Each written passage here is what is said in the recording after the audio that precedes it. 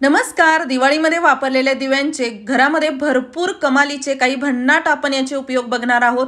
भरपूर उपयोग आहेत, तुम्ही पाहून चकित व्हाल. अगदी यामुळे आपल्या भरपूर पैशांची बचत देखील होऊ शकते. त्यासोबत अवघड किचकट कामे देखील सोपी होतात. अगदी यामध्ये राहिलेल्या शिल्लक राहिलेल्या ज्या वाती असतात ना, थोड्याफार तेलकट, या देखील फेकून न देता याचा देखील आपल्याला खूप छान रियूज करता येतो. दोन वेगवेगळ्या पद्धतीने आज आपण याचा वापर बघणार आहोत. तर बघा, दिवे तर आपण परत कसे वापरायचे ते बघणारच आहोत. त्या अगोदर या वाती वापरूयात, कारण की बऱ्याच वेळा आपण जे वापरलेले दिवे असतात ना, चांगले दिवे असतात, काही बरेच जण फेकून देतात. पण फेकून न देता पुढच्या वर्षी जरी साठी याला ठेवले तरी चालतं, किंवा घरामध्ये याचे वर्षभर अगदी वेगवेगळे उपयोग जरी केले तरी याचा खूप छान रियूज होतो. कारण की मातीचे दिवे खूप छान आपल्याला उपयोगात आणता येतात. तर यासाठी बघा, सर्व वाती मी अशा एकत्र केलेल्या आहेत आणि दोन वेगवेगळ्या वाती मी अशा ठेवलेल्या आहेत. अर्ध्या वाती एका दिव्यामध्ये आणि अर्ध्या वाती एका दिव्यामध्ये काढलेल्या आहेत, कारण की दोन वेगवेगळ्या पद्धतीने आपण याचा वापर करणार आहोत. जो तुम्हाला आवडेल त्यानुसार तुम्ही करू शकता. यानंतर बघा, काही वाती घ्यायच्या दिव्यामध्ये आणि त्यामध्ये आपल्याला टाकायचं आहे विनेगर. विनेगर नसेल तर लिंबू पिळून यामध्ये टाका. लिंबाचा अगदी अर्ध्या लिंबाचा रस यामध्ये टाका. त्यानंतर यामध्ये आपल्याला टाकायचं आहे 1 चमचाभर मीठ आणि थोडा जास्त जर कमी वाती असतील तर तुम्ही इथे थोड्या जो कापूस आहे आपला तो वापरा, आणि जास्त वाती असतील तर कापूस नाही वापरला तरी चालेल. 3-4च वाती होत्या म्हणून मी थोडा कापूस घेतलेला आहे. आणि कापूस देखील आपण यामध्ये असा पूर्ण या लिक्विडमध्ये बुडवून घ्यायचा आहे आणि छान यामध्ये मीठ विरघळल्या गेलं की आपण पुढची प्रोसेस करूयात.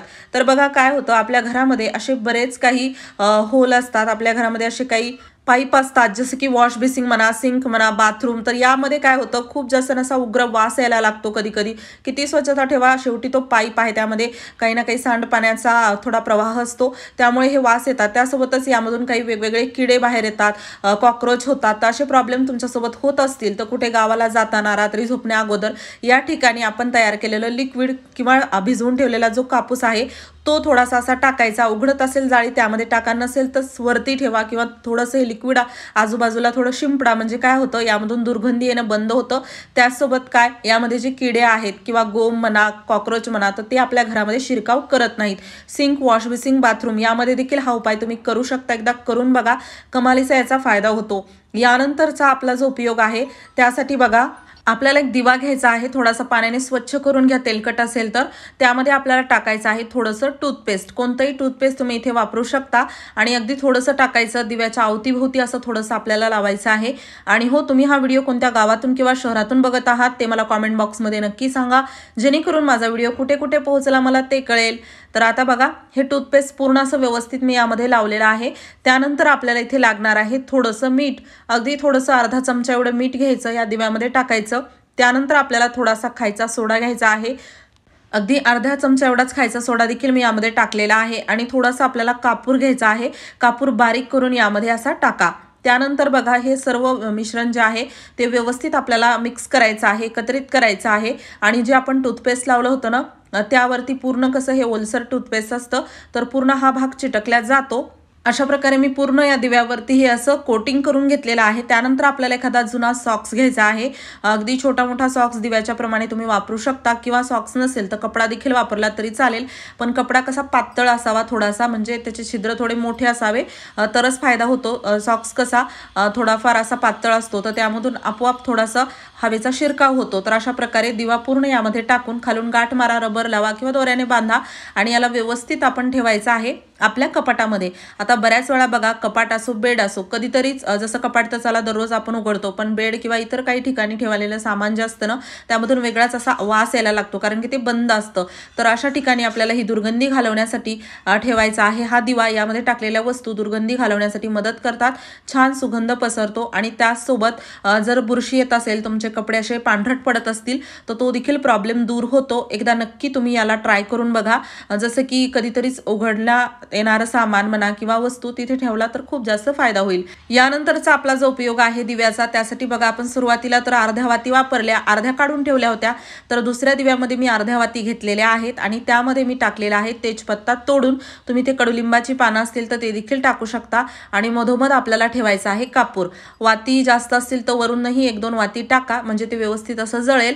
आणि आता कापूर आपल्याला पेटवून घ्यायचा आहे. लवंग असतील तर 1-2 लवंग देखील टाकल्या तरी चालतात.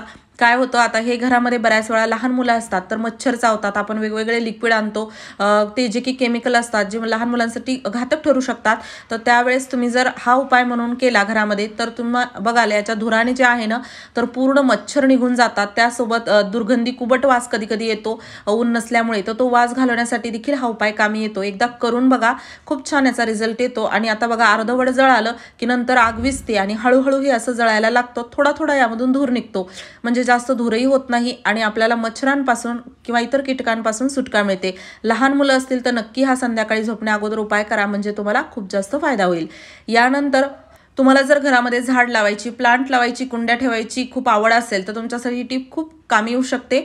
बघा बऱ्याच वेळा काय होतं, आपण बरेच असे झाडं लावतो, काही रोपं लावतो आणि ते काय होतं अशा प्रकारे आपण त्यामध्ये पाणी टाकतो. पण काय होतं याची जी मुळं आहेत ना ती उघडी पडतात असं पाणी टाकल्यामुळे, कारण की तिथे एक माती अशी सरकल्या जाते आणि खड्डा पडतो. त्याचसोबत व्यवस्थित ते झाडं देखील येत नाहीत. बघू शकता अशा प्रकारे प्रॉब्लेम येतो. इथे चांगलाच असा खड्डा पडलेला आहे आणि एक छोटं कोरफडीचंच बाजूला रोप आलं होतं, त्याची पूर्ण मुळं उघडी पडलेली होती. तर त्यासाठी काय करायचं, मातीचे तुमच्याकडे असे बोळके असतील किंवा अशा प्रकारे मातीचे दिवे या कुंड्यांमध्ये ठेवायचे. म्हणजे काय तर पाणी टाकायला देखील सोपं जातं. त्यासोबत कुठे बाहेरगावी गेलात तर या मातीच्या पूर्ण दिव्यामध्ये किंवा भांड्यामध्ये एखाद्या बोळक्यामध्ये पाणी छान मुरल्या जातं आणि हळूहळू करून आपल्या रोपांना ते पाणी देखील पुरवण्याचं काम करतं.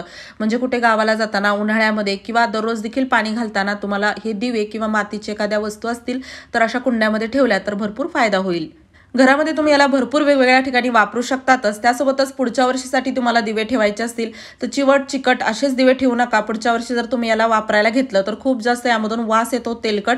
तर असं न करता काय करायचं, गरम पाण्यामध्ये थोडंसं वॉशिंग पावडर किंवा एखादा साबणाचा थोडा तुकडा टाकायचा आणि हे दिवे छान गरम पाण्यामध्ये 1 ते अर्धा तास ठेवायचे.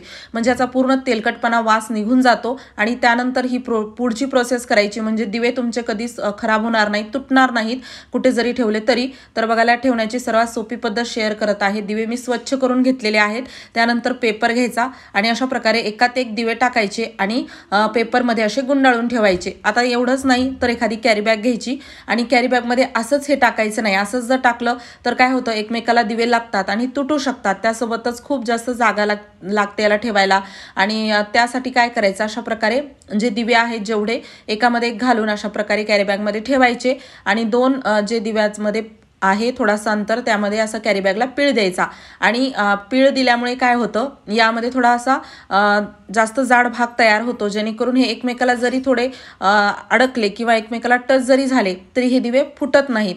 आणि बघा अशा प्रकारे तुम्ही वर्षभर दिवे व्यवस्थित एका ठिकाणी ठेवू शकता आणि पुढच्या वर्षी तुम्हाला वापरायचे असतील तर काढून वापरू शकता. नक्की ट्राय करा आणि तुम्हाला सर्वात जास्त कोणता उपयोग आवडला ते मला कॉमेंट बॉक्समध्ये सांगा. व्हिडिओ आवडला असेल जास्तीत जास्त शेअर करा. चॅनलवरती नवीन असाल सबस्क्राईब नक्की करा. थँक्यू.